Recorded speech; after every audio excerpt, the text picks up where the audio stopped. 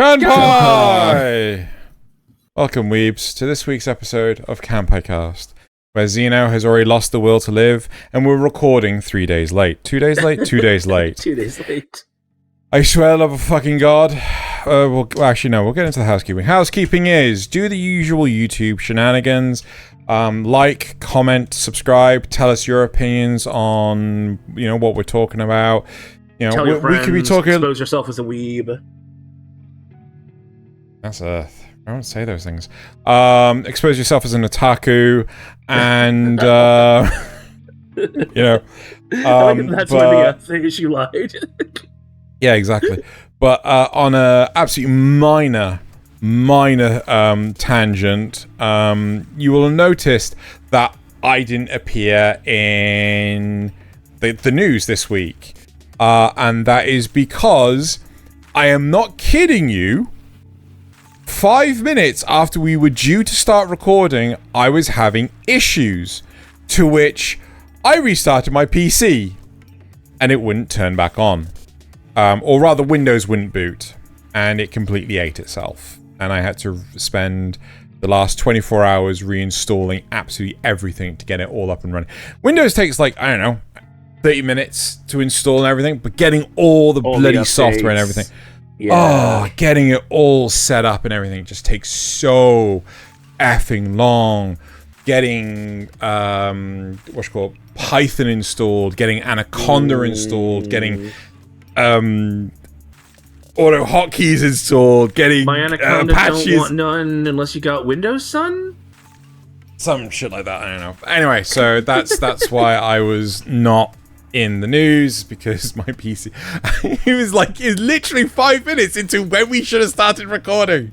It's okay, your replacement did a great job. I think we might have to keep him. So if I get particularly loud and upset with these two, it's because my fuse is very short. Anyway, so I apologize in advance. I hate you both. I already hate you both. For everyone on the audio version of this, Thaylien just showed this orange soot sprite, which he's called Xenogelion, and anyway. Specifically. Right, so we're going to move straight into the topic for this week, which I basically left these guys to sort out. And yet you're the one introing it. Well, actually, no, fuck it. I'm going to hand over to Thaylien. Go on, Thaylien. Oh, okay. All right. So, this was one that I had to think about. Do fighting locations matter? There are many combat anime out there, many anime with fantastic fight scenes. And it's, when does the actual location of the fight really matter? Is it on a train? Is it in a hallway? Is it in a wasteland like all of Dragon Ball? Or a tournament ring? Does it really contribute to the story? When does it help the plot? When does it mean nothing? Okay. How do the people actually use it? I've got an instant yes, it's super important. Yes. Right. So if you would cater to my impetulant interruption. Always. I feel that it's only we're allowed to interrupt. I feel it's really important to You mean like this? Have a set or set dressing that is your location for your battle, because otherwise you're just inviting tournament arcs, right? So a brilliant instance for this is My Hero Academia, right? I'm currently flicking through the system to try and find it. MY. There it is. So I always find it off-putting in a lot of anime that have tournament arcs where they have this big coliseum, right? They have this huge, massive arena that is literally there for a 1v1 fight. Like, how much time and effort has gone into constructing this arena just to have kids fight each other and beat the living snot out of each other, right? The whole point of the Colosseum in Roman times was there to allow people an avenue to let out their bloodlust with minimizing society damage. What? But the modern day version of that is the gymnasium, in especially in America, right? That's where you've got your sports events, all even one-on-one fighting competitions, that sort of thing. It all happens in the gymnasium. Now, admittedly, most gymnasiums not that big, but you can get bigger ones. And at stuff like the Olympics, you get massive ones. So these do still exist. They eventually evolve into stadiums. Become really expensive to rent, so they're only used for specific things. So oddly enough, stadiums is where I was going to lead with this. So my direct comparison to real life is actually football stadiums, right? Huge giant arenas to watch two teams, quote unquote, duke it out. But in all honesty, I hate football. I can't stand it. For sure. I'd much rather be playing football, as very physically active as I am. I'd rather be playing it than actually just sitting there watching it, right? But we are the exception to the rule in that scenario, because clearly this is a multi-billion-dollar industry when you take it worldwide. Of course. Yes, it is. Right? But it's likewise, when you've seen one tournament arc, you've seen them all, right? Yeah. And you can work out, right, really simplistically. And I actually do have the comparison where I do think it's done well. I kind of hinted at this to Nasuth last night. But there's the big thing with the tournament is they will show you briefly, this is the pairings, right? And you can tell how the entirety of the tournament's going to go just from looking at the pairings at the very bottom of the screen. There may be the occasional surprise, but generally speaking, you know which main characters are going to fail and which are going to succeed and all that fun stuff. Yeah, which there's going to be the odd red herring and things like that. That it's never like that in terms of anime. It's always, you could tell that Deku was going to fight Bakugo and so on and so forth. But I'm gonna give the comparison where tournament grounds and everything like that is used exceptionally well as set dressing. Nope. Oh. Nope. Because that also has a tournament that turns out pretty good. Yes, but it doesn't actually have the set dressing of the tournament grounds. It's Go-Go Loser Ranger. Yeah. Right? So the great thing about Go-Go Loser Ranger is they do have this arena and everything. And it is entirely set dressing to hype up the audience. Right? There is no... You're talking about the fake tournament, not the real tournament. Oh. Is there a real tournament? Yeah, the real tournament is the one where they're trying to get all the keys in the underground parking lot. Oh, no. I'm not talking about that. I'm not talking about that. Okay. I'm talking about the arena, right? The fake tournament. Yeah. So, the whole point is, realistically, right, our dustmen and our monsters and our enemies and so on and so forth, they could attack anywhere in the city. They don't have to attack specifically in this Colosseum-style arena, right? But they do because it's all for showmanship. Right, much like a certain sport that I dare not mention. But does that really count as a tournament though? Because no, that's not the point, Nasuth. That's not the point, right? Okay. The point is it's the location. Right. Okay, yeah, right. Yeah, sure. I fucking hate these arenas. Apart from in this one case where it exploits the very thing I hate. Yeah. Right. Yeah. It's all for showmanship. Right. It's more like watching professional wrestling compared to watching, a Greco-Roman wrestling in the Olympics or something. Yeah. That is literally it. You've hit the nail on the head. Professional wrestling, right? And that I really appreciate, but I hate it with all these other shows where it's just we're actually gonna fight in a Colosseum-style arena. It's you got people up in the nosebleed seats going like, what the fuck's happening? Say what you will about how boring the actual tournament was later, but at least it took place in kind of an interesting location, with it being in a parking garage in more of an urban environment. Yes. Yeah. So does anyone want to follow up with what I've just... Yeah, actually. I want to shift into Cyberpunk Edgerunners. Go on, then. Because this is a show where the biggest fight scene was held over multiple locations. The final ending fight scene is held there's a chase scene. There is the combat on the ground, where there's the main bulk of the Edgerunners actually trying to like survive the onslaught of the police and everything chasing them, and then there is our boy up in the main tower taking on Adam Smasher. And it really shows how Night City itself is a location where these kind of things can happen.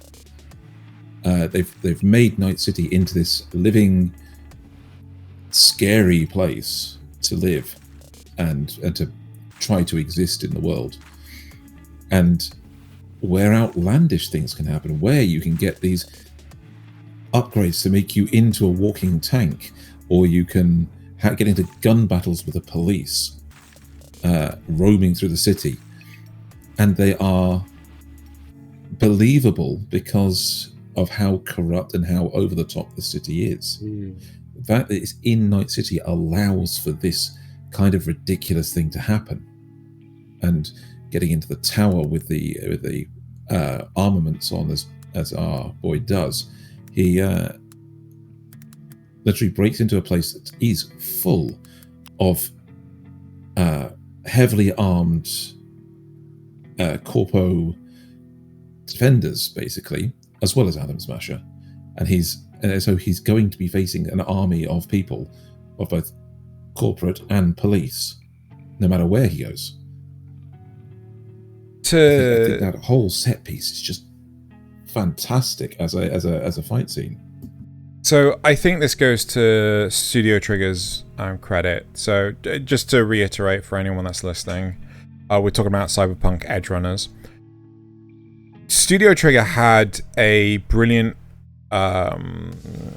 character design in Night City of itself, right? All they really had to do was play the video game, see the different angles, see the different locations, be able to get a fully comprehensive understanding of how it all works, right? Now, the great thing is they could have taken... So, what could have happened is they could have skimped on it massively. So they could have just gone like, oh, this is some generic looking bridge. It's like, like cross bridge across some roads. Oh, here's some generic looking stairs. Oh, here's a generic looking bench, right? But they didn't. Even on the screen right now is the corridor outside David's apartment. Like, this is like shot for shot what it looks like in the video game. And it doesn't... One of the mega high rises, whatever they call them. Yeah, and it doesn't look like it's just like, oh, let's just take a screenshot. It does look like it's been recreated by hand. And it's excellent. It's got personality, too. Yeah. It's got a huge amount of personality to it. Like, the bars have personalities. The highways, motorways, I don't know what we're going to call them. But yeah, it all has personality. And I think it is so fundamentally important to make a world setting impressionable, right? Mm-hmm. One of the lessons that we were taught in improv when I did it all those years ago was, more often than not, your audience wants to hear you describe the world and less about the events. And it was really interesting, like, being on the other end, trying to tell a story, a cohesive story of, like, these are the different things that are going on. being able to describe what they're seeing was really hard. And for Night City and for Cyberpunk Edgerunners, they've really knocked it out of the park. Definitely. Every single apartment, every single location they go to, they pick it because it's not only relevant to the story, but it's relevant to the game and relevant to the setting. The apartment that David gets with Lucy when he's made it big, he's got the money, is one of the penthouse apartments that you can see in the game. And in the game, it's it's like you've done all the big things, and now you are in charge. You are the main merc in the city, and that's one of those things of knowing how you've made it. The Cyberpunk. Yes. And so the fact that David owned it before you and had it, as a thing, not only makes it relevant to anybody who's played the game through to the end, it makes it, it shows his progression in the story. But then again, you get that you can then take that and move that into the fight scenes. Every street they go down is a location in the game. Every police car they destroy looks like the ones from there. It as chaotic as it gets, it's all recognizable. The tower they go into, the style shift. We saw on screen that the apartment in a mega complex, the corridor covered in graffiti and dirt and people sitting outside. When he goes into the Saka Tower, it's clean lines, black fascias on everything with backlighting, and there's some posh pot plants and things in the fillers, and all the doors are sleek and pocket doors, so they slide in, and everything is immaculate in there because they have the money to do that. And the contrast in how they, in the chaos that gets caused by the fight versus the streets down below where the other edgerunners are having shootouts with the cops and explosions are going off, is so stark. It's so it makes the actual combat seem more visceral. So I completely agree with you. One of the most interesting things I was thinking to myself while listening to you and reminiscing about the anime and the video game was, it would have been nice had there been locations that we saw in the anime that were exclusive to the anime. And I kind of realized there is actually kind of a location that is exclusive to the anime, and that's the monorail trains, right? Because I think they've only just recently, years later after the game's release, have they actually brought the trains into the game. And the trains look nothing like they do in the anime, on the outside at least, right? And it's great that there are subtle opportunities that is we kind of added bits in here and there, and you get the idea. Well, didn't they add something else to the game after the anime? I can't remember. A few things, actually, yes. After the anime, they added a whole load of things. So there's actually a little side quest where you discover about these mercs that were here before you. And you find out there are a couple of them still alive, as we know. And you follow a few leads around. You follow the actual Edgerunners symbol from when it was famous, and one of the last surviving normal ones is the guy with the moustache, the driver. He even contacts you and says, "Look, seriously, just leave the past buried.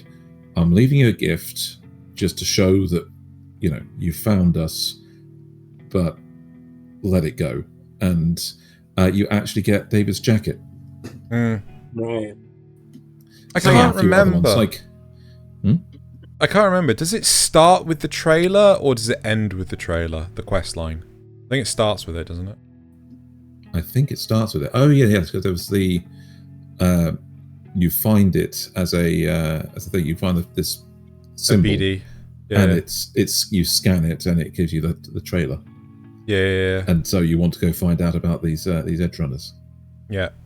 It's fun. It's a brilliant integration. They did a brilliant job. I mean, but again, Even the whole better, point. Yeah. They actually have niches in the cemetery. Yes, Yeah. that was added quite a bit later, if memory serves. It's added in the same update.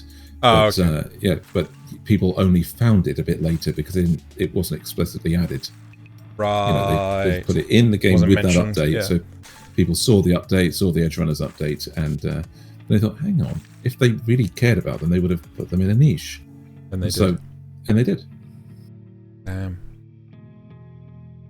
Crazy. Right, where do we want to take it from? Where do we want to take it from?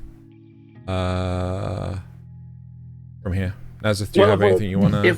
If we're talking about the world itself having personality, and that sort of being explored through the fights, I think we would be remiss to not talk about Cowboy Bebop for at least a little bit.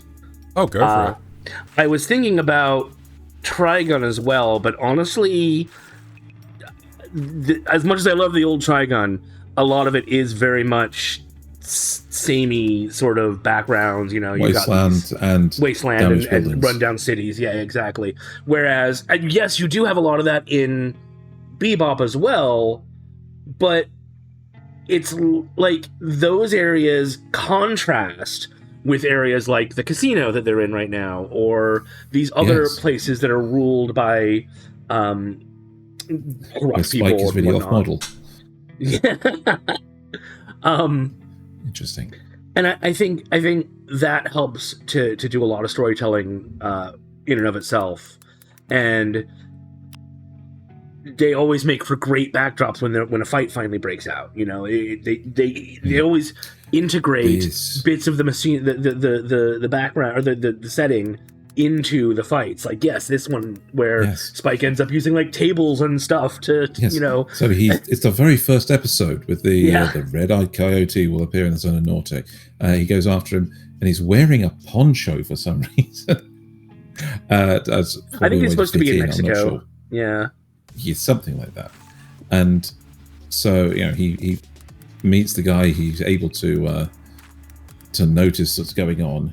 And then when the fight breaks out, this guy is juicing, and Spike is running circles around him, including flipping over tables, as he's rolling backwards over tables to keep himself away from his attacker, and sending out kicks and punches occasionally.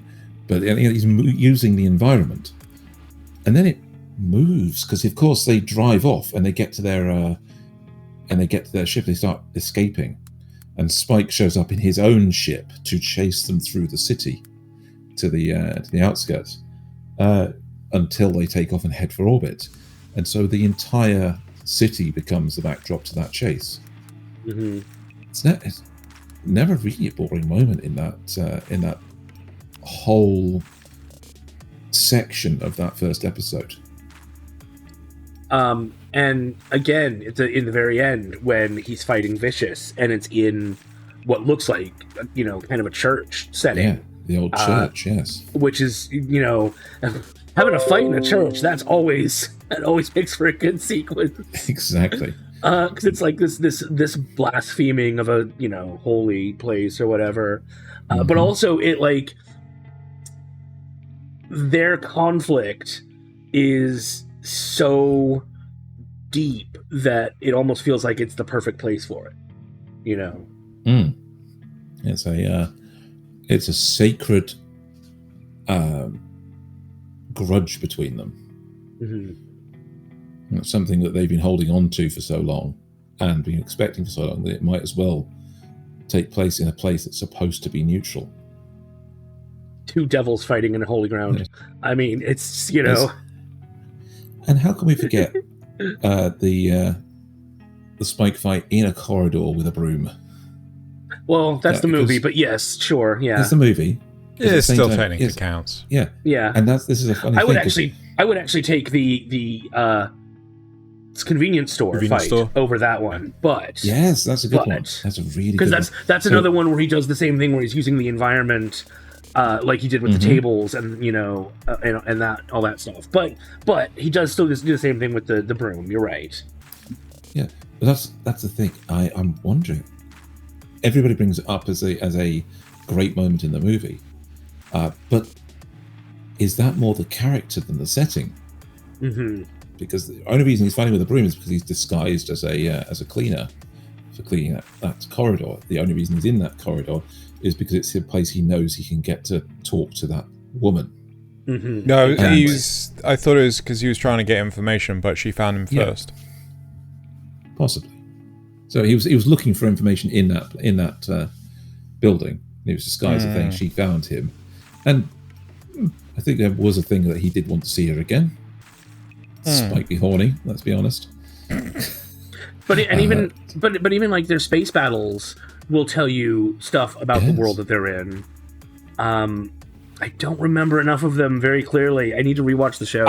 Obviously. So I kind of do, and I kind of want to go against that because a lot of the space battles, there's only realistically one when they're in an asteroid, and they have to navigate. They're trying to get out of this asteroid from effectively this trucker who has made some effectively super TNT, and it's he basically traps them inside a tunnel, and they have to kind of get out and things like that. It's not great. It's not the best. I swear one of them took place around one of the gates, but I'm probably misremembering that. No, there is. Yes. That was the thing where they had a larger ship, and they were being, yes, it was the monkeys, but they had lesser ships that they then just turned off the gate and let them go through into no space, didn't they? Kind of, yeah. So they trapped them outside of the domain. The gate shifts them into a slightly different dimension where they're out of phase to move them faster. I think actually the best like aerial combat, space combat stuff that really describes the world is actually the movie. On the surface when they're going along the bridge, whatever it is. Not just the bridge, but they're skirting the atmosphere wall, the atmospheric wall that's creating the bubble, like all that stuff. It's like that was a really, really good fight scene or for sure. Like that. One thing that we haven't mentioned about with Cowboy Bebop is what's happened to the Earth and how much character that has developed. Yes, it's not really a which fight is revealed a bit here and there setting, but it's really cool to see how the Earth has more character now than it did before, being the victim of the catastrophe with the moon, and yet there's no fights happening there. It's nope. Earth be left alone. Exactly, because it's very difficult to live there with all the meteors. Not sure if anybody else has noticed, but a falling space rock to the brain pan can kind of inconvenience. Wait, that would explain Nasuth then. Yes. What? Anyway. Okay. Terrible joke. Gotta go with the greatest of all time, Akira. Ah, yes. Okay. But which fights? Thinking of fights that happen, so thinking of how Earth has changed, we literally have a place that's built up after the equivalent of a mini nuke went off in the middle of the city, and we have a fight that triggers another one.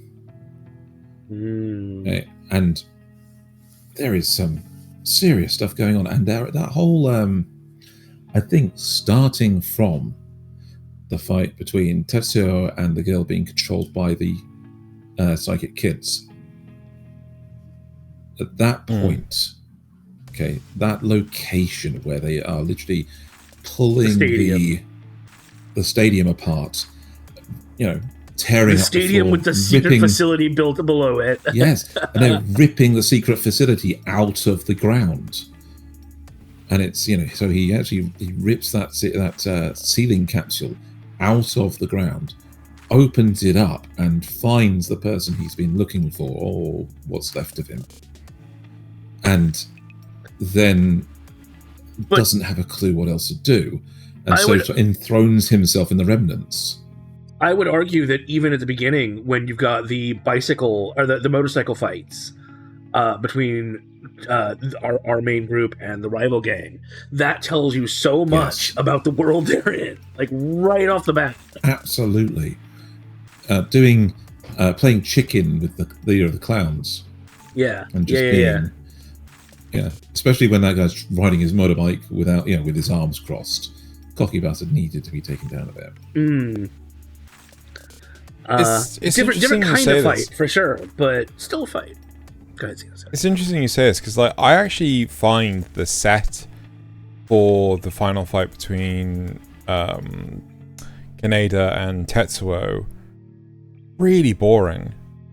Like, I think the interesting part of it mainly is that it's right in the heart of things, right? When you've got a stadium, it's usually at the very heart of a metropolitan area, and that is very true for this. And so the fact that all this is happening where I would say so. Because I could have sworn that, like, as you see them like traveling to the stadium, it's like it's really out, like, it's close to a riverside. It's the reclaimed bit where the old impact happened.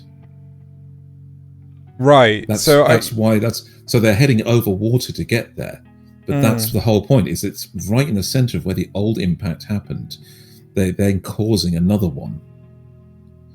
And so, yes, it's a bit of a broken down, tumble down wasteland, but it was supposed to be something better. It was supposed to be a stadium where they could host the Olympics and cover up. And there are still a lot of people around there too. You see that,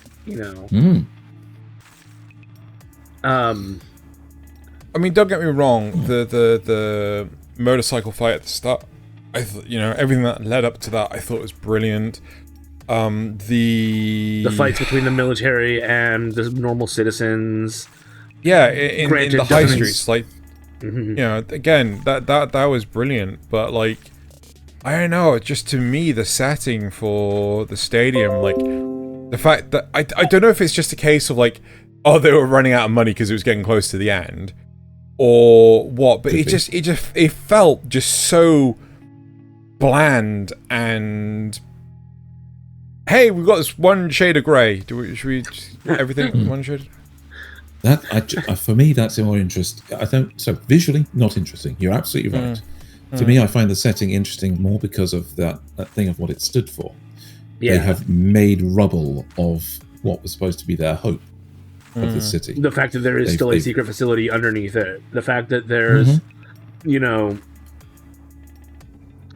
fact that it should be what, should be a happy place, and they're turning it into a battleground. The fact that Tetsuo enthrones himself there, he makes a throne out of the rubble to sit upon with the remains of the person he thought was his enemy arranged around him.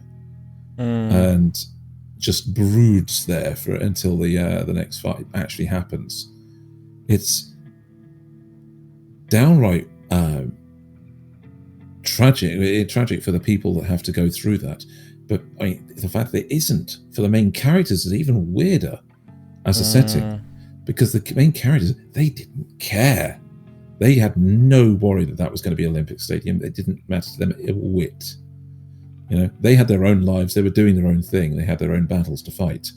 And it's that place that somehow their fight has come to the city and destroyed what was the city's hope of rebuilding.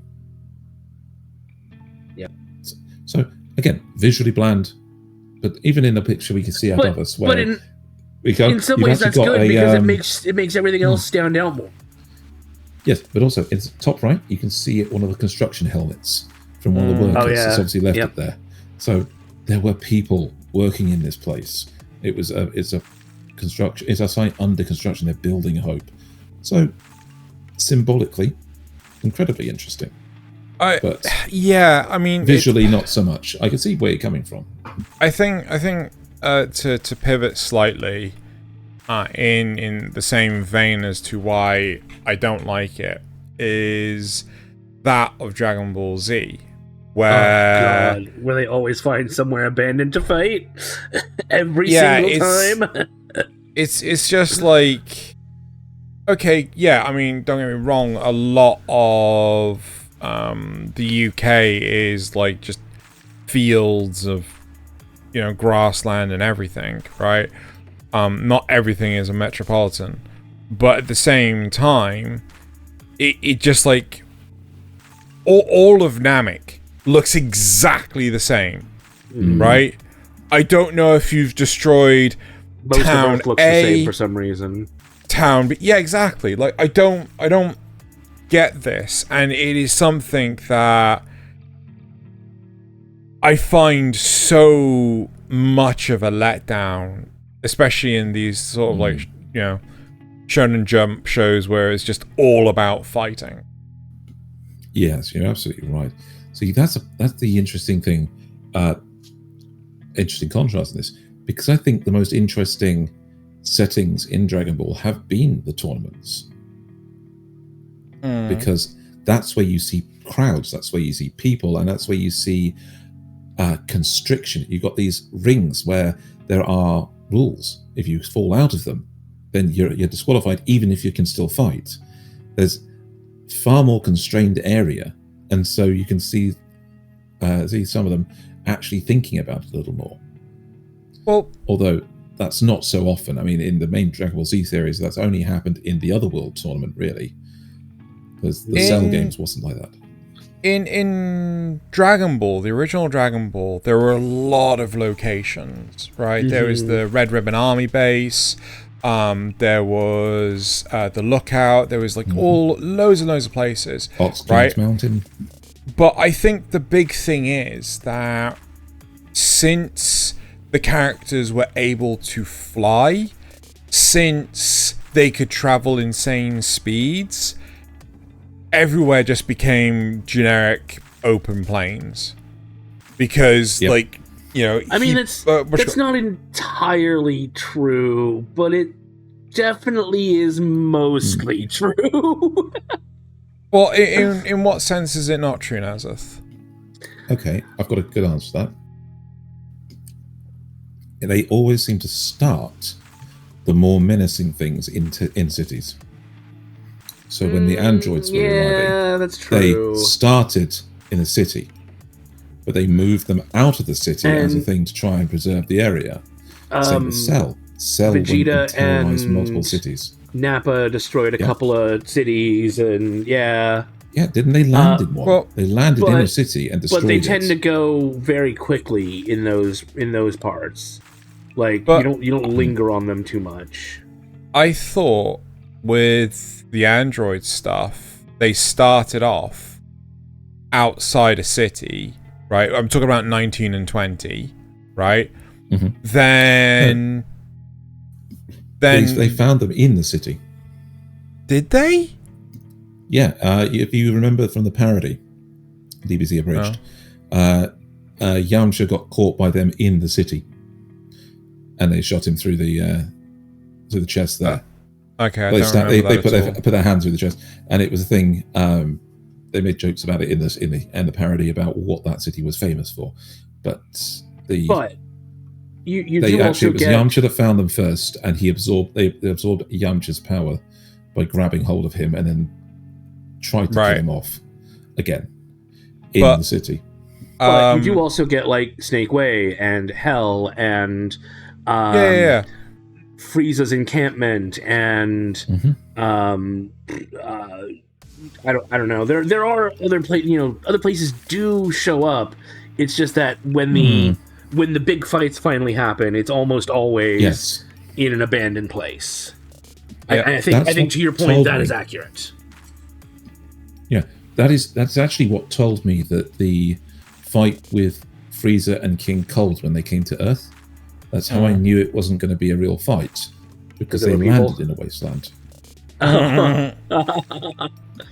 The others all started in a city, and they were menacing. So they moved them out of the city, and they had an actual fight with them. But like, I Freiza agree, and King Kong even landed when there. Cell was put, building his arena, he built it out in the middle of nowhere. He could have built it right in the middle of a city. Could have forced Goku and Gohan and everyone to fight there, so that when he exploded himself, maybe there was some collateral damage. But no, that's we can't do that anymore. Actually, to pivot again, onto Bleach's credit. No. I would like to pivot this time. You want to I would like to pivot this time, because a place where they did fuck everyone up in the middle of a city was Jujutsu Kaisen in the Shibuya district arc. Yes. Where they tried their best to save people, and a whole bunch of them still just got super fucked. And it was really, it wasn't just in the middle of nowhere. There was one guy that had some fighting on the middle of nowhere, but Itadori and Gojo and everyone, they were all deep in the heart of Shibuya, and it was actually really kind of cool to see that the actions of our bad guys had real world consequences that the good guys couldn't necessarily stop. Didn't they even make it one of the things when they were fighting Gojo down there? Was they released civilians specifically to try and inhibit him? Yes, yeah. To them, and in any other series, the good guys would have been, well, not say any other series. In a lot of other series, the good guys would have been like, no, we can't do this here. I've got to beat them somewhere else. I've got to be like Superman and take them out to the middle of nowhere so that nobody gets hurt. And it's just like, no, you can try that all you want, but they're the ones in running this train right now. You're just along for the ride. And I think that's a really nice contrast to Dragon Ball, the Dragon Ball ethos. Or even in Super, like, aside from the very first fight with Beerus, everything else has kind of been off in the middle of nowhere. Some space stage. Mm-hmm.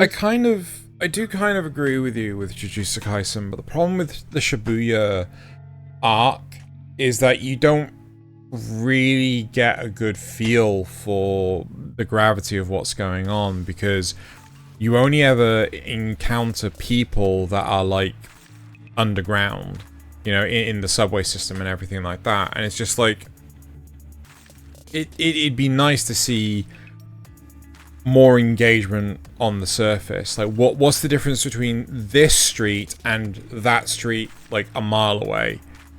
It's do you know what I'm trying to describe? I mean, don't get me wrong. I think League's better than Dragon Ball Z. I think the idea was that they'd specifically been driven to the subways.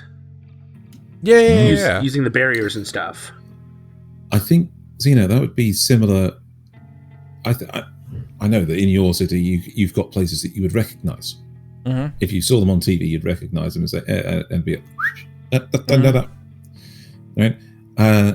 It's the same setting it is for Jujutsu Kaisen. They are in a recognisable place, one that everybody that's in that area, and even people have just been there briefly or seen it on TV in Japan, will know and be able to relate to. And so the import was not just for the characters, it was for the audience. This is the problem I have with it, though, because to me it feels like the vast majority of it was located in underground,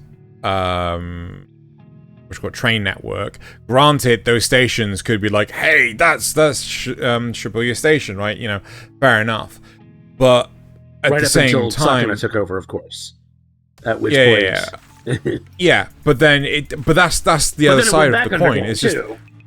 No, but that's the other side of the coin, though, Naz. It's the fact that, like, when Sukuna turned up, it's just like, oh yeah, you see all this, gone, yeah, right, and it's just like, well, what's Dragon Ball Z, but don't get me wrong, I would have just liked it more if we could have experienced like more above ground related stuff than. Yeah. That's a good point. I think it's because they were trying to make it a more personal story to our characters. Yes. And so while the area plays a a part. Just thinking of just thinking about anyone who is still trapped in there. They make a point of telling us that there are people trapped in there. I think that's enough. Also, it's a confluence. It's a place that's recognizable. It's a place that's limited, so that the fights have to be contained. But the overarching plot was they wanted to trap Gojo. And the best place to do that is at the bottom of a load of other seals, as they did. Yeah. And so having an underground location like a subway system was perfect for that actual trap as well. If they could have found another place that had, constraining corridors and a location that was difficult to think, as well as get all the civilians into for bait. Yeah, the subway did make it easy to get people there. I think I realize now why it is that I'm not a huge fan of the Shibuya arc, right? So this isn't anime related, but it is like cinematography related. So years and years and years ago, when I used to watch a lot more Doctor Who, there was a Christmas special, and it was featured, sorry, air quotes, featured in London. Except for what little angle they showed you, I could tell you exactly where it was in Cardiff. Right? But it was a case of, I'm telling you, this is London. It is London. Wink, wink. And it's like,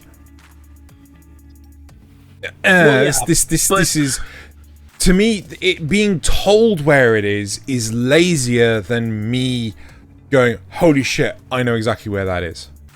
But have you been to Shibuya? Do you know it yes, intimately? That's what I have. I don't know it intimately, right? But I at least know the crossing, right? I've been to the crossing. So they would have had to show you the crossing in order for you to go, oh my god, that's Shibuya. Oh yeah. But the problem, first off, they do show you the crossing at the very start of the Shibuya arc. Right, but the problem is, like, it's there for all of 2 seconds, right? And then, it's okay. Yes, but I can now root. The reason why I'm not a huge fan of this one is because there may be other areas that they showed off that you just don't recognize. I think it's going to be the station. I think the station's the biggest thing. Because, like, again, most of it was underground. And the stations look so the platforms look so damn similar. But the actual station itself, where they did the fighting, I think that would have been iconic enough to go like, yeah, that's definitely Shibuya Station. So, and that's something I missed out on. Right, okay. But regardless. So, before we diverted onto this, you brought up Bleach. Which yes, I was going to praise Bleach. My God! Wait, what? My God! Insanity. Yeah. So the main reason why I want to actually praise Bleach in this regard is the fact that the locations of the fights are very urban. Yes, that's the right word. Urban locations. They're very urban areas and things. You've got streets, you've got alleyways, you've got high streets, you've got like loads of different locations around the fictitious city, right? And it is great in that sense that, when you see this destruction, people go like, oh yeah, a truck just plowed into the building. And even when they shift it up, they go into the Soul Society. Soul Society is visually distinct at all times. It is a bit of a maze. That I will fight you on. Well, no, there's a bit of a maze of the corridors that they'll go into, but that's designed that way to baffle intruders. But before they go in there, faces by the wall, and they have to go around the outside of it to Shikaku's cannon to get in. And then the hill at the top of Soul Society, where they got the Serete, where they actually all the captains are and the executions held. Again, you've got that towering in the backdrop of everything. But I feel get there.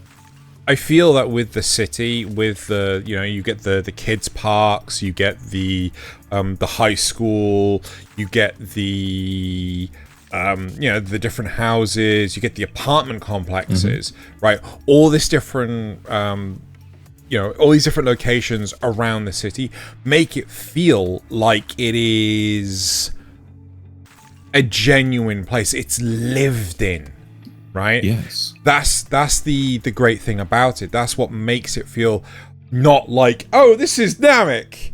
You've seen the same three trees and weird pointy house several times over, right? It's so seeing that distinct nature in the city of Bleach is great. When it went into the Soul Society arc and was just, there's this giant winding maze corridor thing. It's like, that's the same wall I saw over there and there.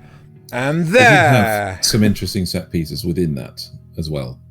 A few, yeah, but then after that, they've got more places that they bring out. So you get a little bit of the wasteland thing where they move on into the other arcs, but they always do drop back into the city. I think one of the biggest fights, they actually did they tricked the bad guys a little bit. They set up a thing that swapped a whole portion of Ichigo City with a replica. So they saved all of the people and things. They just literally transported them to Soul Society as a gigantic block to keep them safe and out of the fight. And then they fought in the real world with the fake city, which was actually really impressive. It's the end of the Arrancar arc, right before Ichigo, took on Aizen for the proper time. It's interesting because, one would argue, well, why didn't they just redirect the exit to Soul Society where they could actually pick the fight? And it's just, they couldn't. They couldn't because that's where he wanted to go. He wanted to go to Soul Society. He would be more powerful in Soul Society. They had to take him on in the real world. Where there was a degree of removal from the world that's made of spirit particles and he could be powerful in. Right, I'm with you now. Right, okay, so they did actually redirect him, but yeah, okay, cool. So again, it works. It's really nicely well done. And Kubo, that's the author's name, isn't it? He did a fantastic job in actually designing sets that contribute something to the fight more than just the episodes on screen. You're right. He's broken out of their house. And you can see houses across the road, and it's a smashed wall of their own home. It gives it more character. It gives the fight more substance. Not just, anything we do here is going to have absolutely no impact on society. There's actually another series that I want to pivot to, but I'm going to give you guys the opportunity. I kind of want to talk about one too, but if Thaylien has go on then, he'd prefer to. Not really. You've got points. Go for it. I don't know if it hits this. I don't think it hits the exact same points that Xeno's talking about. But as badly as Sabikui Bisco kind of botched the ending, I do think it had some very interesting set pieces along the way for a lot of their fights. Yes, you've got the wasteland, sure, but you've also got the actual city. You've also got the abandoned cities that aren't just flat desert, whatever. You've got the city or the village where all the kids live, made up of cargo containers and whatnot, where they've created their own little society. You've got and they have to fight to save that. That is an actual integral part of the show. You've got the factory where they're trying to revive the robot, the giant death machine from before the world collapsed or whatever. You've even got the final conflict where that is marching its way towards the one of the surviving cities to destroy it. So it does have these set pieces that actually matter to the story, that aren't and that also kind of help tell you about the world. It's definitely not the same, I would say, as Bleach, because you made a very good point of how that intimately ties into the regular world.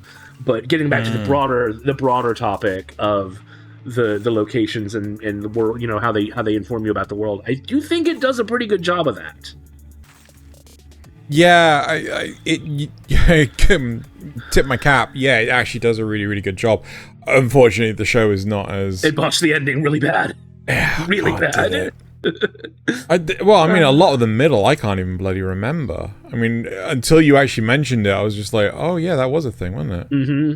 So, yeah. No, I do feel that describing your surroundings, describing the environment you're in, really helps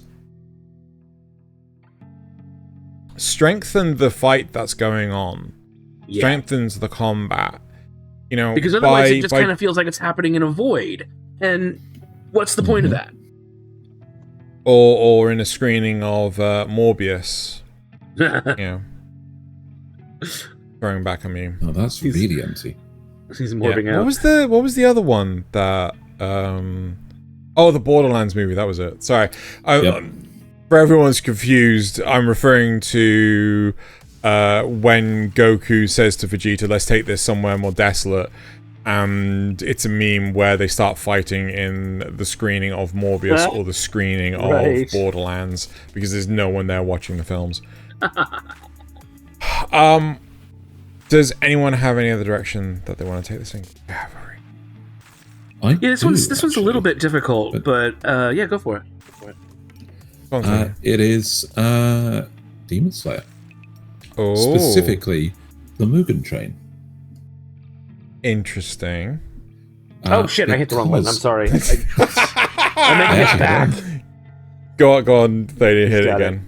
Yeah. So, the Mugen Train arc specifically has a setting where the entire set of episodes and the fights are all on a moving train. And this is one of the ones that actually led me into the topic as an idea, because in this one there is a sense of movement, a sense of urgency. The train itself could be in a void, except we know there's a destination that they don't want it to get to. It's like if Snowpiercer was an anime. Mm-hmm. And good. Well, it's overestimation a bit there. What, Mugen Train or Snowpiercer? And not terrible. Mugen Train was good. I don't know what you're talking about. It's alright, yes. So it made gangbusters in the cinema anyway. It is. But still, the setting here being on the train, you saw that when the characters got on the train in the first place, where there was that sense of new and adventure. Then the fact that it is a train and it was being taken over by the demons for a purpose, that they now had to stop. Stopping a moving train, even in the real world, not usually a good plan, unless it's emergency, and not usually very easy. And if you're having it taken over by demons, that's even worse.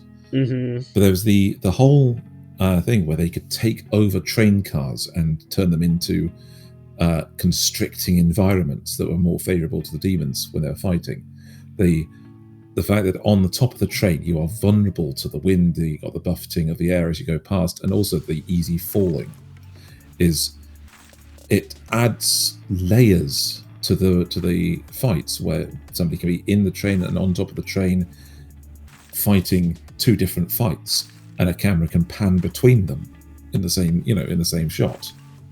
And the animation for Demon Slayer, we can never really count that out. It is always pretty top notch, and so the scene setting in this case really did lend to it. What do you think?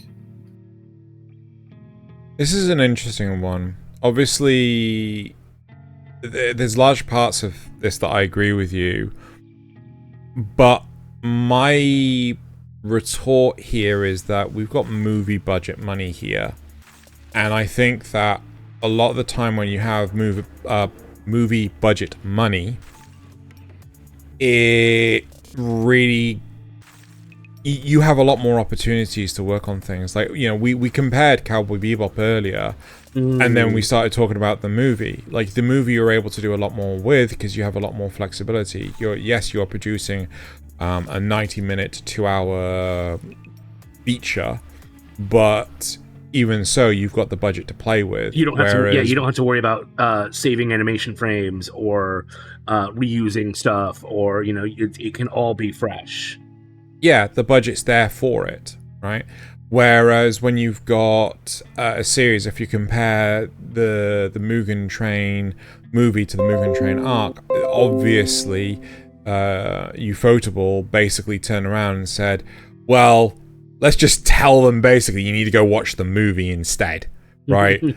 And it kind of like massively lets it down, right? I think there is a lot of substance to what you're saying,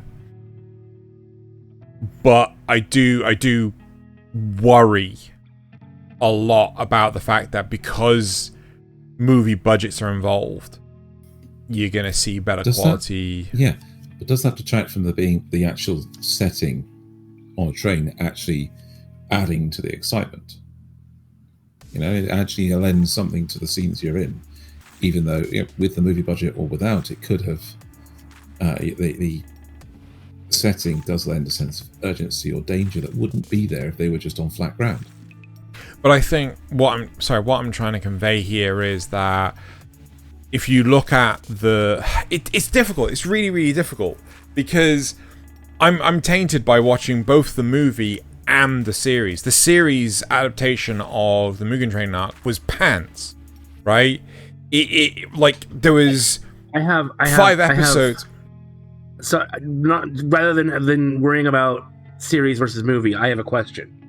Would you feel the same sense of urgency if it was a single, just a room or a couple of rooms strung together, and they had to stop a bomb rather than try to stop the train?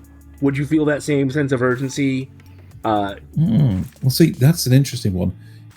If it's just in like a string of rooms they've got to get through, okay, that there is a certain amount of things that would make the combat better because you're having to fight in a limited area and you're up against a deadline. And you could make that dramatic, but the setting wouldn't really lend anything to it. I think it's because the setting is something, again, it's not a dedicated room. You can jump out of a window and swing up to the roof. You can you could jump out of the rooms, but then your C4 would still go off. I think eventually, as long as you got to the other end, fine. As long as you got to the other end and did it. But that's the thing. In the train, you have things that you can imagine. You can actually picture yourself in an old style train and how much that would constrain your movement and how that would change the environment.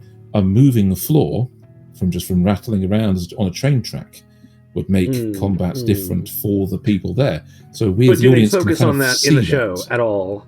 Not really, no. Well, and I think that's part of the problem. There you go.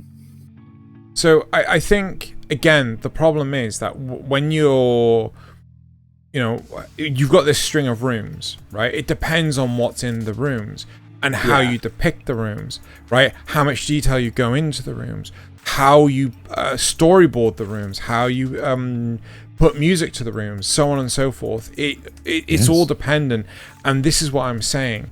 Like, the Mugen Train arc in the series was pants compared to the movie, and I would argue the same thing with Nasuth's hypothetical. If you've got a string of rooms, right, and you've got to get from room A to room F, right, just going one after another, you can make that more entertaining by having the budget and room to play with.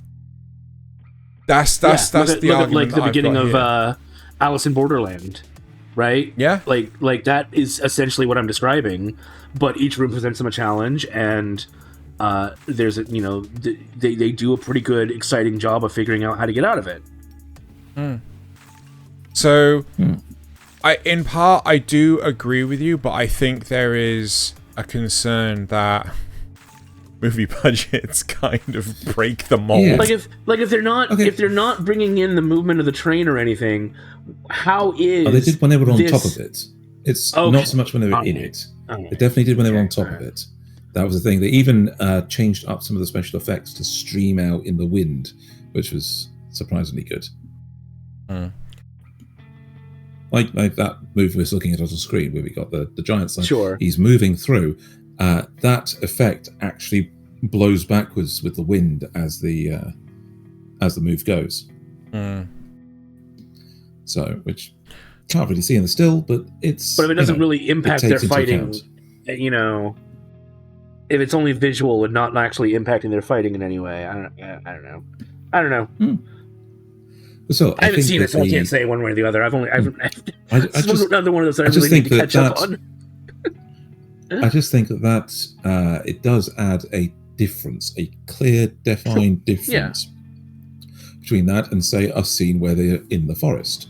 In the forest and the snow can be just as equally tense, because you can have something with obscured lines of sight around among the trees, somebody stalking, somebody hunting you through them, and have the character feel isolated with the right, direction. Or it could just be boring. Again, that's another set. Yeah, that's another set piece. You play the set piece. Hey, we've got our slogan. It's fine if it's done right. We got there in the end. So so you can. I think that the set piece actually does really change your perception of it. Being in a snowy forest could just be, oh yeah, we're going to fight back and forth and have a bit of a thing, but you could turn it into something that's more thrilling by having the different cuts, camera angles, and changes to make the characters seem more involved in their environment. As Zeno said, it's how much you use your environment. I mean, we're never going to get to the point of a Jackie Chan film with this. Okay, but I think there are a couple of things that might almost get there. And set pieces like, a ladder fight in a factory are entertaining, because they are different. They're not just a straight up fight scene. And so that's why when I was thinking about do these set pieces matter, I came to Demon Slayer with the Mugen Train quite easily, because it separates out the characters. You can have distinct fighting locations on the train and change up how they use the environment. I'm fairly sure in one of the cars they actually take over the walls and windows and seats with demonic flesh. Yeah, and it transforms the inside as if you're inside the demon itself, and that again makes what was a familiar scene of the inside of a train really suddenly very creepy. So I wanna pivot. We've been talking about Mugen Train a chunk. The one that I want to talk about off the back of, I think it was Bleach, is One Punch Man. I almost added that to the list. So One Punch Man does a phenomenal job of not really depicting somewhere that exists, because they're all lettered cities: City A, City B, City C, so on and so forth, City Z, right, which is where Saitama lives and things. But they're all designed after real places, right, after real locations. You see people out there going around, I think, Tokyo, and they find the location where Saitama's apartment's supposed to be. And I think the fact that even though City Z isn't a real place, it has a lot more character to it, akin to Bleach, and I'd argue more so than the Shibuya arc of Jujutsu Kaisen. Right? Nasuth, do you want to chime in?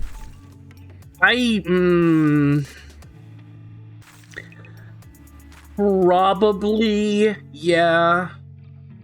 Because in Shibuya, it's more focused on what's happening to the characters, while they're abusing Shibuya in order to further what's happening to our characters. While in this, the whole goal is to kind of save the city anyway. So the city is a major player in what they're doing. In part, I also feel that the cities, all of them, are bystanders in the events that go on. You know, when the Undersea King attacks, right, and you have all the citizens cowering in the shelter. Yeah. You know, the shelter getting absolutely wrecked up. Again, you've got the fight at the very start when Saitama, for everyone's benefit, it's literally just appeared on the screen. It's that giant colossal guy who is literally walking through, I can't remember, I think a city D or something, leaving gigantic footprints, right?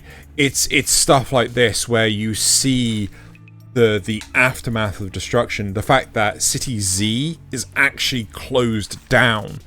It's like, who knows if we're going to really hear more about what happened in Shibuya in JJK. You know, aside from them saying, oh, he's responsible for destroying it. Whereas in this, you really see, you know, stuff happening afterwards.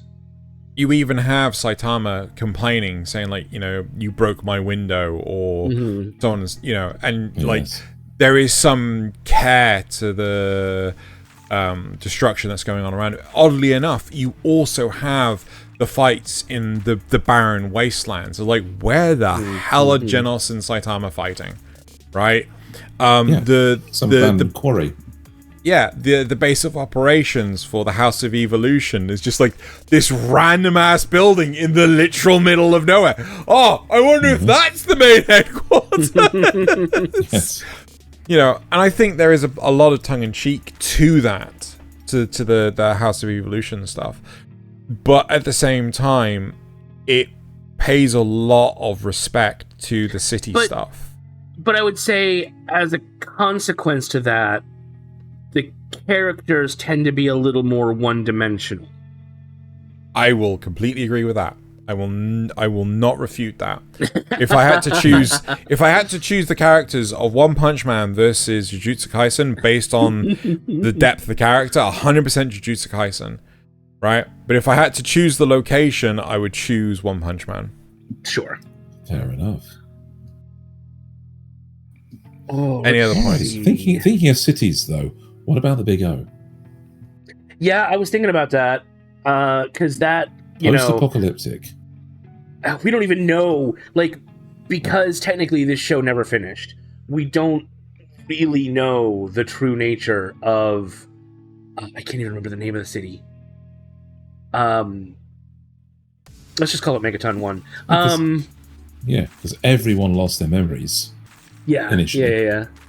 And yet the city exists, and it is some of it's a crumbling, decaying state. Some of it's still mostly preserved. There's the underground sections that we eventually discover. Yes.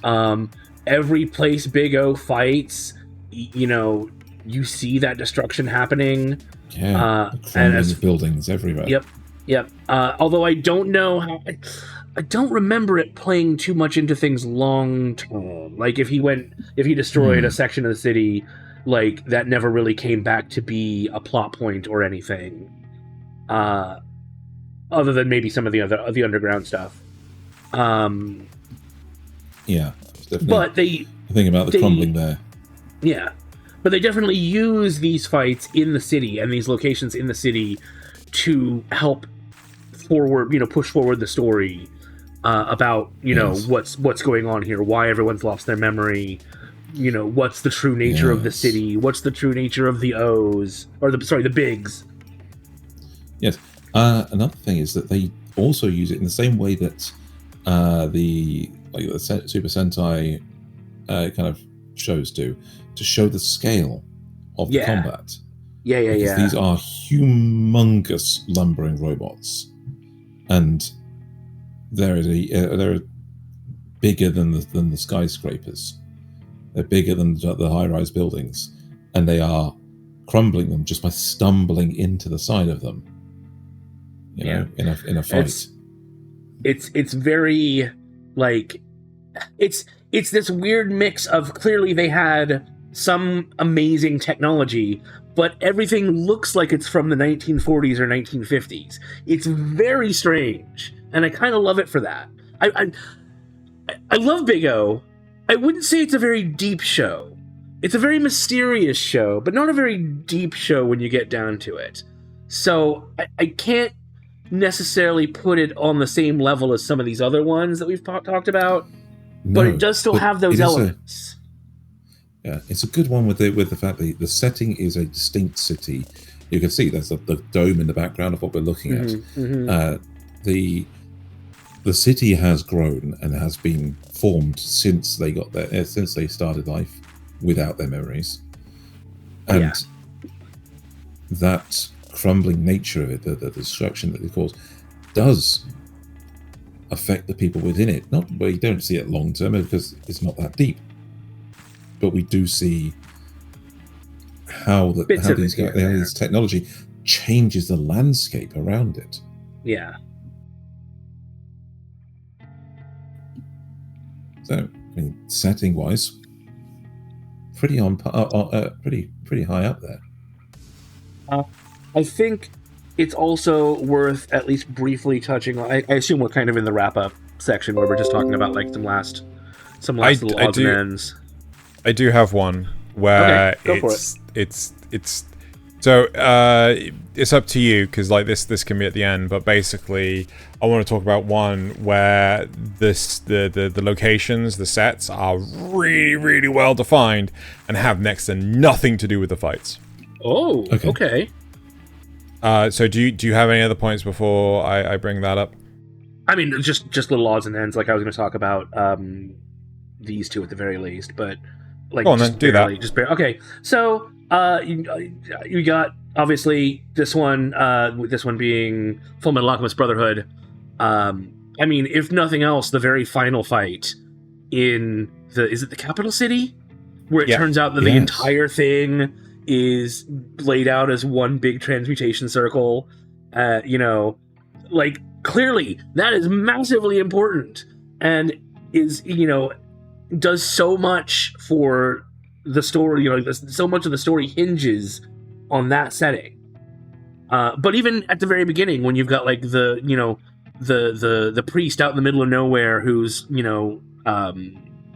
abusing his flock, or finding out about the other kingdom, which it's basically like Muslims versus the West in that situation, and it's really they're still part of the same country. Oh, are they? Oh, Ishval's still part of the same country. Oh, it seemed like it was a different group. No, but it is at the edge. It is at the very edge. Okay, all right.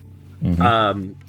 But yeah, the fact that, and then, you've got the area in the far north, and all of these play their role in the story while they're there, and I think that's and Ed of course always takes advantage of his surroundings, with his transmutation circles, with his transmutations to fight back against people.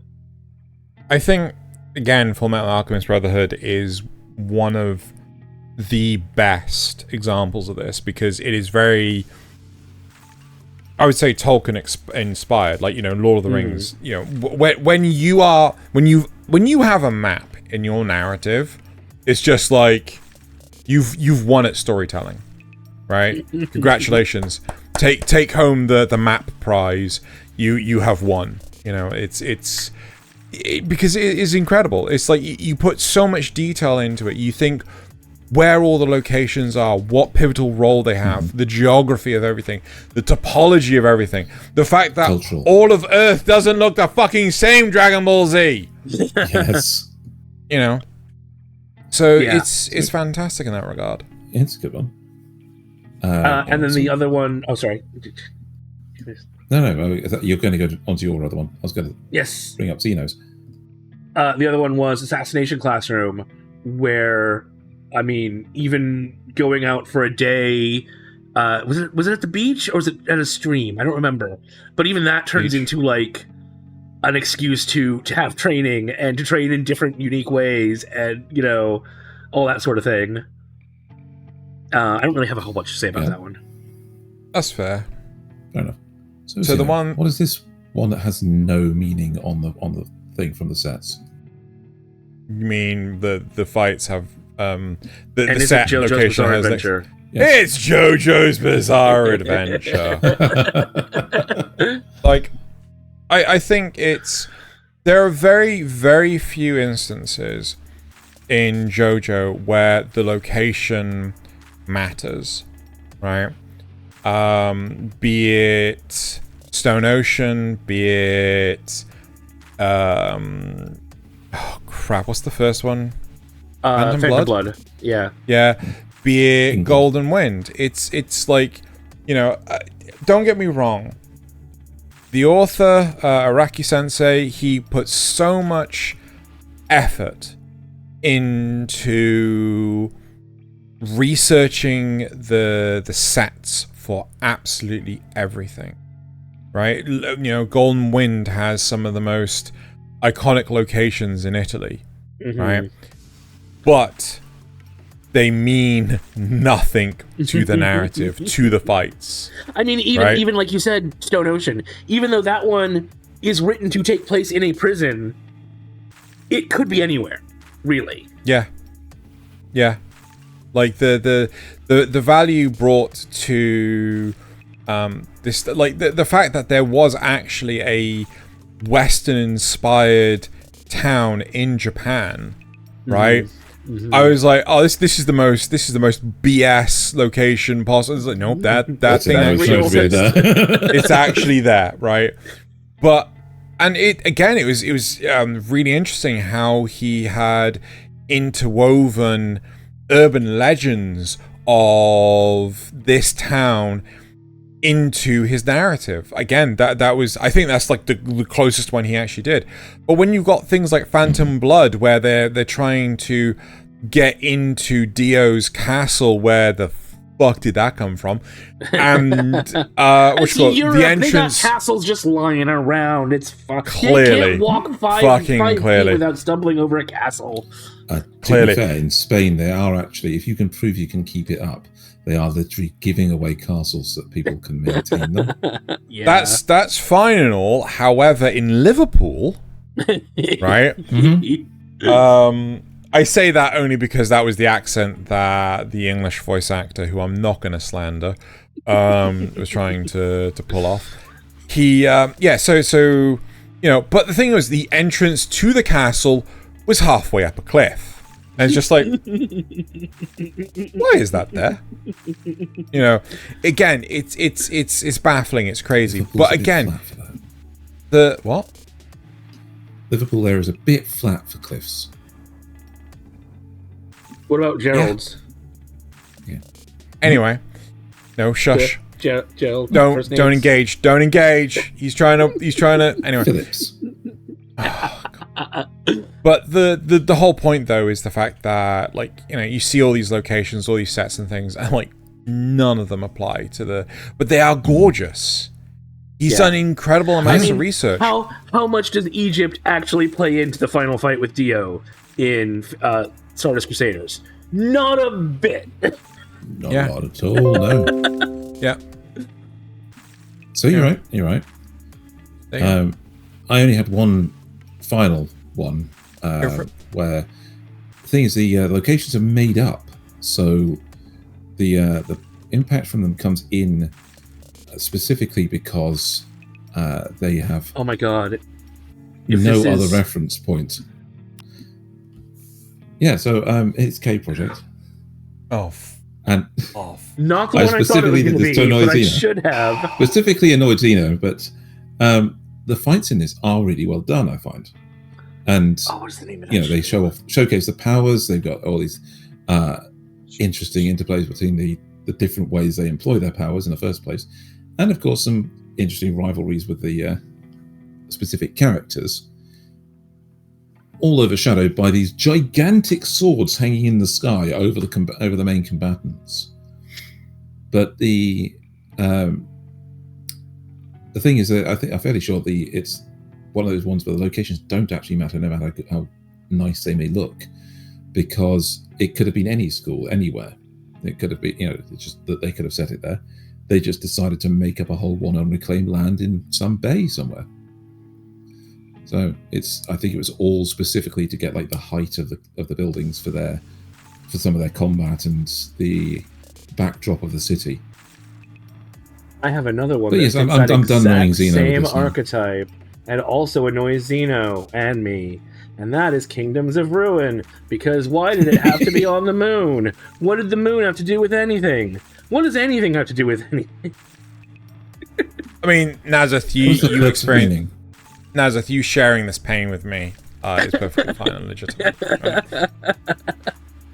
I mean, Kingdoms of Ruin, it goes to great lengths to build a lot of sets, but ultimately the sets don't ultimately mean anything. Yeah. They don't do anything with them. It's like they put a lot of lore, they put a lot of world building, they put a lot of description into the environments of Kingdoms of Ruin. For the love of God, do not watch Kingdoms of Ruin. They put a lot of effort into them, but then ultimately don't do jack shit with them. Like, imagine if they'd been on the moon and had gotten, exposed to space. But no, that never happens. They're just there. So the argument could be made: what's the difference between Kingdoms of Ruin and JoJo's Bizarre Adventure? A staggering lot, right?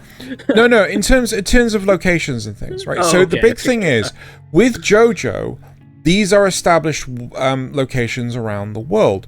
You don't have to be told in JoJo the meanings of the Arc de Triomphe or the Eiffel Tower or anything. You can just Google that, right? But in the Kingdoms of Ruin, in the Kingdoms of Ruin, they put so much effort into explaining the meaning of different locations and things like this. Like there was this whole memorial of people that died during this event. And what part did it play in it? Absolutely fucking nothing. It does absolutely boggle for the narrative, right? Yeah. Oh, there's the capital city. Does it have a name? Nope. But it's what's called the capital city. It's currently in ruins, and they used to have. I'm not kidding. It used to be populated with sex robots, but all the men, they started like just doing nothing but sex robots. And it's that episode of Futurama. And as a result, the city died out, but it used to be the capital city. What relevance does this have to anything? None. They could have replaced it with the discovered TikTok. Yeah. Anyway. I think that's about all we've got. So unless anyone can think of anything else. No, I think we should wrap up. We should start giving our thoughts and feelings towards the topic. Who wants to go first? I feel that set pieces a lot of the time rely on the director. They rely on scene direction and storyboarding to really sell them. With a train, you've got to be able to move between the carriage to the top of the train, to the front, to the back, different locations to show off how much of it is, in motion and affecting the fight. With a school setting, you've got to make sure you can clearly define where a classroom is versus where the fields are and how close it is to the rest of the world. Whatever your setting is, you've got to be with a wasteland, you better do something really good with it, or else it's just going to be boring. Yeah, it better be a really good fight. It's how much the environment is told through visuals, more than it is just through, we're in a subway. Mm-hmm. Nasuth? Yeah, I don't know if I have anything to really add to that. I think environmental storytelling like that is good. It's not necessary, but if you're gonna try and do it, you better know what you're doing, or else it's just gonna cheapen the story. It's not gonna do anything good for you. I feel that, kind of going off the back of what you've just said, Nasuth, looking at our crown examples of One Punch Man, Cyberpunk Edgerunners, and Fullmetal Alchemist Brotherhood, like these, to me, these three are like the pinnacle, right? And the reason why they are the pinnacle is their sets are unfamiliar to everyone. So they put the time and effort into exploring those locations, exploring those sets. With One Punch Man, they just do it through, this is the panel art. With Cyberpunk Edgerunners, they do it through cinematography, like angles, choosing the right angle to describe the environment. And with Fullmetal Alchemist Brotherhood, they did it with a map. So it's no, I mean, like, you know, jokingly. But even again, even with Sabikui Bisco, you know, they put some level of thought into their world, and that's what that's what makes it. That's what matters. Yes, and I think, in all honesty, even again with Bleach, with the made-up city and things like that, it's better to have blank canvases to start with than taking somewhere that already exists and trying to put your narrative to it. Even though I love JoJo, I love it with a passion. You know, those sets mean absolute fuck all to JoJo's narrative. Just having to put more thought into your world is always a better way. Yeah. If you're gonna do world building, you really got to do world building. It's just all it comes down to. As long as you don't go, as long as you don't do too much world building, because then you end up with Overlord, and we don't want that. I thought you were about to say the catchphrase again. Right. So, moving on to the supporter questions. Zrugel asks, did you enjoy this episode? Well, if they there is a quick, easy, and surefire way to let us know. Hit that like button and leave a comment for us down below. So, Zrugel also asks, if you could voice a character in an anime, who would you like to voice? A serious or a silly character? Who would like to voice a serious or a silly character? I'm assuming that's two different characters. I would like to voice a silly character. No. It's would you like to voice a serious or silly character? Oh, silly. 100% silly. If that's the choice, then 100% silly. I don't know, though. Because I could get away with a very serious, smooth character. Yeah. A little bit smooth. But I feel like I could lean... You'd never be able to go off script, Thaylien. Yeah, you couldn't go full silly. No, exactly. Yeah. I think I would play a seriously silly character. No, pick one. I did. Seriously silly. That's not a thing. That's silly. not the choice. Incredibly the choices silly. are serious or silly. Professionally silly. I guess I'll take a serious. Right, okay. Riku7 clone that blinks asks, what art style would you want in the anime about you? Studio Trigger. An anime about me. I think it's about the character. I think these are all sort of as we usually do. I was kind of thinking I'd want it more in the style of Frieren, actually. Some of Studio those... Wow Wow. What? That was Madhouse. Madhouse didn't do Frieren, did they? Yeah, Madhouse did Frieren. No. Yeah. It's Madhouse with that particular style, because the way they depicted being able to fly through the air with magic and the very direct forms of magic they had. Naz is currently looking up on the wiki. It's Madhouse, damn it. Madhouse. Yeah. Suck it. I could have sworn it was like Wow Wow or something. No, it's Madhouse because they fucking own it. Like, Madhouse just rock everything they produce. Yeah. Right. Unless it's Overlord, and then just keep on pumping it out.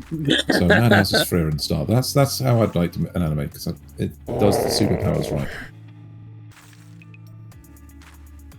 Can I It's a just bit of a say, struggle for real me. quick, that speaking of superpowers, I hate this trend in anime lately where when they're doing like special effects, like magic effects and stuff, they darken the screen as a whole. It really annoys me. Have you not noticed this? No? What's It's the more for- example? Like I said, anytime somebody casts a spell or something and there's a bunch of bright, flashy effects, they darken the screen. No, I think that's because they're adjusting the contrast. They're trying to make it the most prominent thing in the screen to actually Yes. look But they don't at, do a very good to job catch of your it. attention. No, it's It's fair. a- I mean, again, it's a lighting theory thing. They can only make the light appear very, very bright by darkening things around it. I swear, but they darken the light too, though. That's the problem. The whole screen gets like a dark filter over it. Now, so do you have an adaptive brightness on your screen? No. Okay, fair enough. Anyway, That could do it. what art style do I want? I want the I'm gonna say the Apothecary Diaries by OLM art style, because I want them pretty. I want them very pretty. Yeah, I want them to draw a very pretty beard. It's calm and pretty, and yes, very well put together.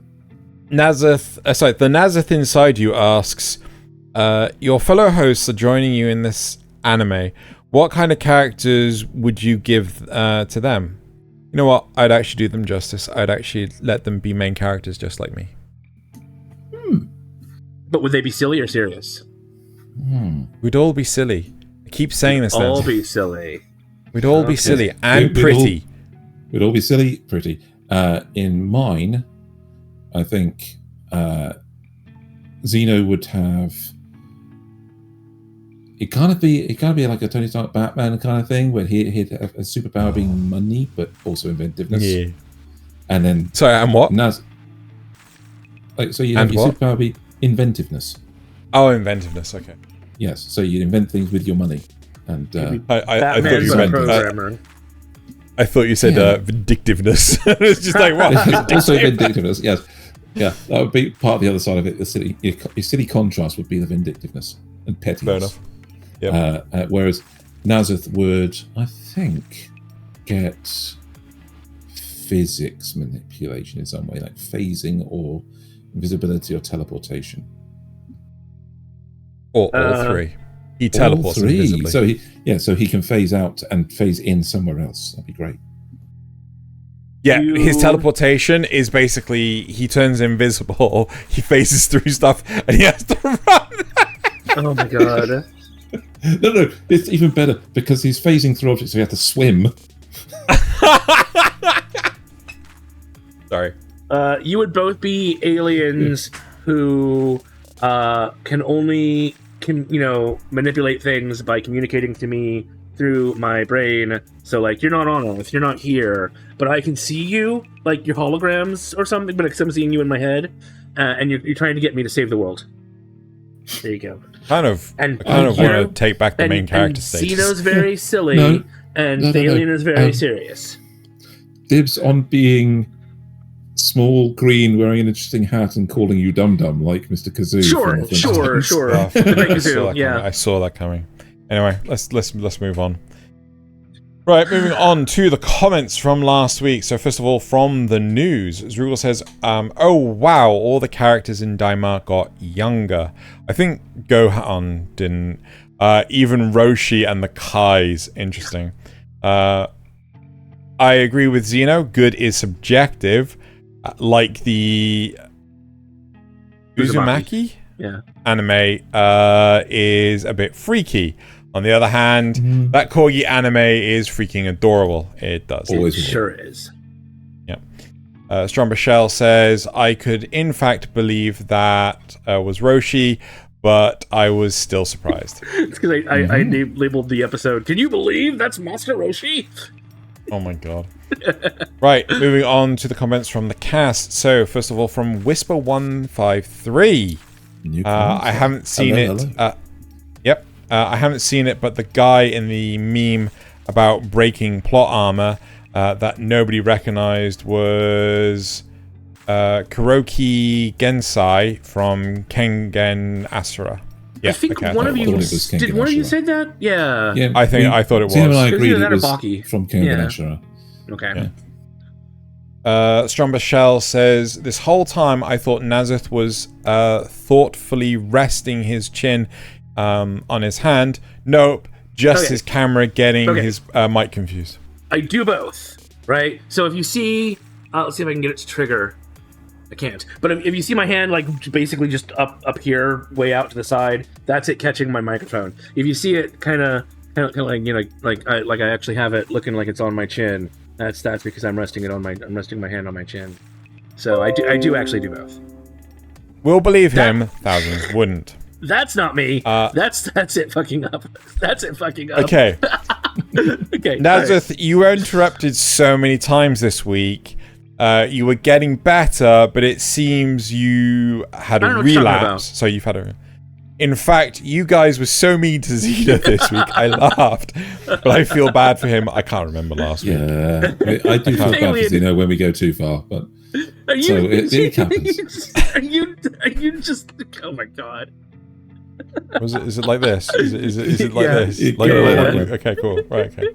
Anyway, Zrugel says Reaper Princess from Love After World Domination is an excellent mention. I wasn't sure at first, but Zeno is right. That was a good example. What was last week's episode ago? The crouching teddy bear, hidden badass. Oh yeah. Yes. Helk is another great example, but I'd like to add the aristocrats' otherworldly adventure, serving gods who go too far. Watch that. I did. Right. He wasn't trying to be the most powerful. He just wanted to live his life peacefully. That's fair enough. And everybody reacted to him for the comedy, which is kind of fun. Yep. If Zeno's going to add reincarnated as the seventh prince, Jesus, then I want to add strongest sage with the weakest crest. I didn't finish that. Okay. Now I want to see reincarnated as the 7th Fresh Prince of Bel-Air. Oh my god, Yes. you. But the I wouldn't add the strongest sage with the weakest crest. I don't think that was a particularly good example of anime. Therefore, I swear we briefly talked about that, and you I rejected watched it for the show. No. I mean, in the episode last week. Oh, yeah. You might have mentioned it. How about banished from the hero's party? He was an overpowered teddy bear. He was. And now I'm thinking about it. Yeah, and now I'm thinking about it. Farming life in another world, same thing.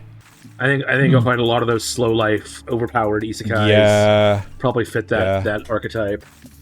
Yeah, but the great thing was that they weren't. For that. They weren't just self-insert blanks, which was most. Oh, that is a rarity. Yeah. So especially for fucking. Wait, no. Banished hero isn't an isekai, but farming life is. Right. Cool. I guess that takes us on to the memes, doesn't it? Nah. Everyone's favorite part of the show, the memes. All of our memes, generally speaking, come from Reddit. We collect them all. We put them on our website so you can go view them later because Reddit tends to take them down. Guys, the audio listeners don't hear this part, so it doesn't matter what I say here. Indeed.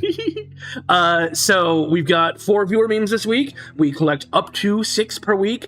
We have a friend in Discord that kindly collects them for us, and so we don't see them ahead of time. It's great. We direct them live on stream, and I think that's all I have to say. So let's go ahead and get into it. I'm gonna kill you both. All right. Nobody, every shy anime character. I know. So cute. Mm-hmm. I love pangolins. They're wonderful creatures.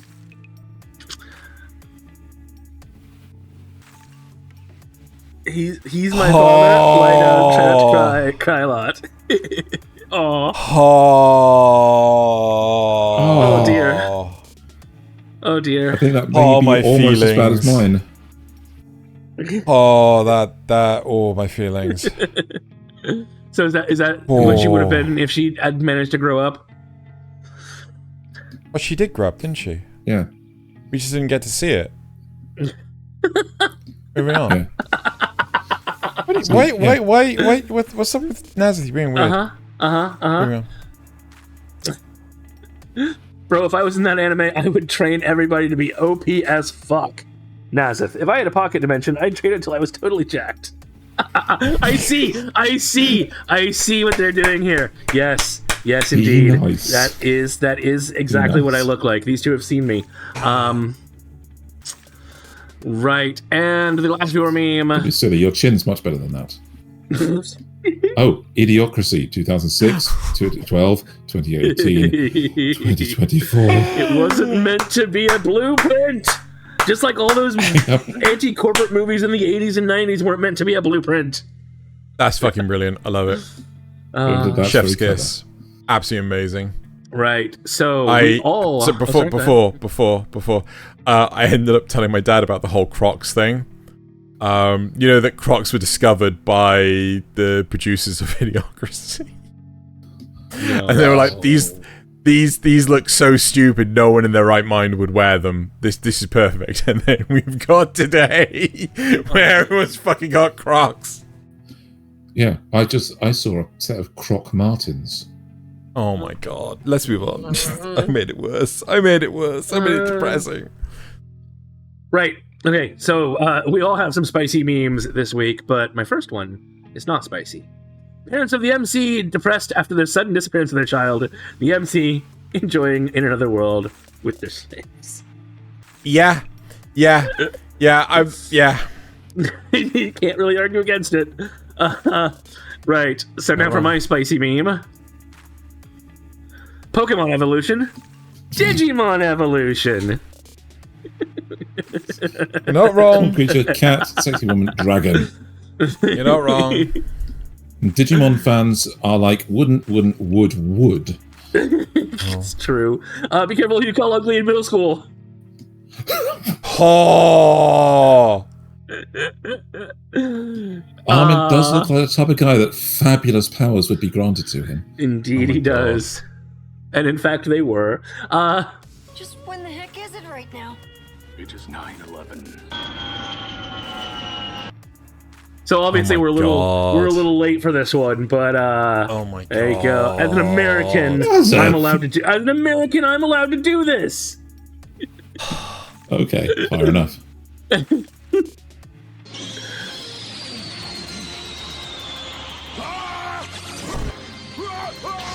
Weird, I don't remember that from Dragon Ball. Oh, it's on repeat. Oops. Just when the heck is it? Oldie but a goodie. No. Let's just go here. This is an oldie but a goodie. It's making the rounds again. Oh my god! It's making the rounds again. Yep.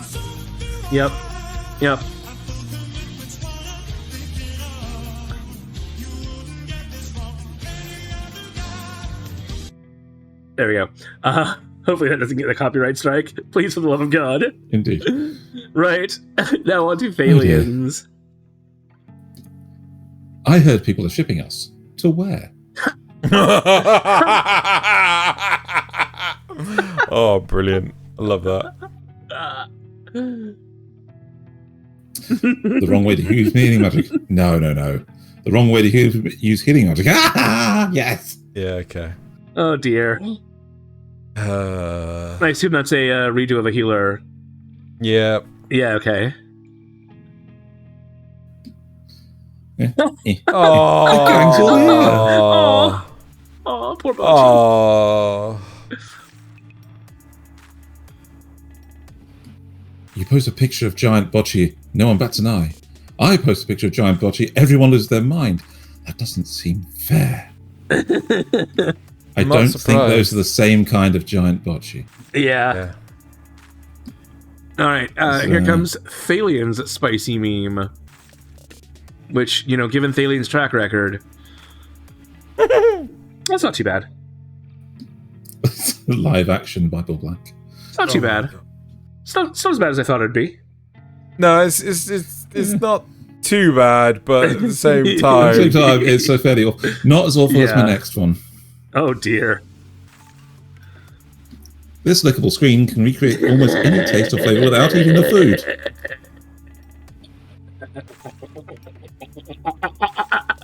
oh my god. This is revenge for the one from last week. Last week? What did I do last week? With them pouring it out into a smoothie glass. Was that last week? I thought it was The the week before. cosplayer. Okay. Or the week before, okay. yeah. Amazing. Some time ago. All right, on to Xeno's memes. Dorito, shrimp tempura, chewy cubes, Ford Mustang. Oh yeah. Yep. こいつが急にでかくなったのは周囲に漂うマスを取り込んだのかもしれない。なら。と感じられるようになったんです。スーちゃんもいますし。お姉ちゃん、ピーちゃんとスーちゃんだよ。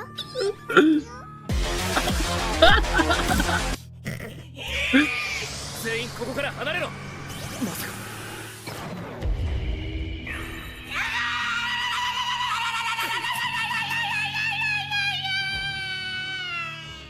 こいつが急にでかくなった。 Oh, it's That's on it. repeat. Oh no. It's looping. Next.